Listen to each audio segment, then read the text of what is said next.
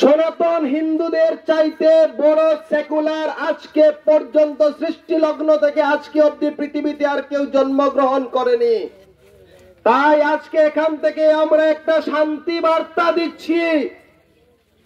নাম বিক্ষোভ মিছিল, আইন শৃঙ্খলা আমরা মানি, সংবিধান মানি, প্রত্যেকটা ধর্মে আমরা আস্থা রাখি। এখানে প্রশাসনিক আধিকারিকরা আছেন, ওনারা আমাদেরকে অনুরোধ করেছেন, আমরা অনুরোধ শুনেছি, আমরা সময় বেঁধে দিচ্ছি। আজকে বিশ্বের মধ্যে সর্ববৃহৎ যে ধর্মীয় সংগঠন আছে ইসকন, সেই ইসকনের একজন বিশেষ আমাদের প্রভুজি চিন্ময় কৃষ্ণ দাস, উনাকে বাংলাদেশ সরকার অনৈতিকভাবে বিনা কারণে উনাকে জেলের মধ্যে রেখেছে এবং উনার উপর বিভিন্ন ভাবে শারীরিক মানসিকভাবে অত্যাচার করছে।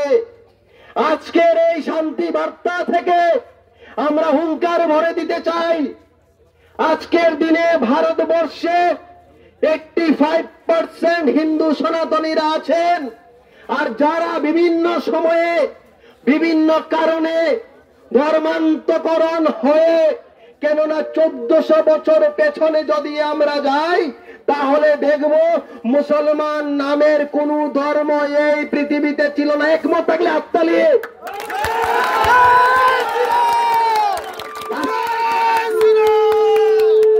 আজকে থেকে যদি আমরা 2400 বছর পেছনে যাই, ইংরেজি 2024 চলছে, 2400 বছর 2400 বছর পেছনে গেলে এই পৃথিবীর মধ্যে খ্রিস্টান ছিল না, সব আমরা সনাতনী ছিলাম।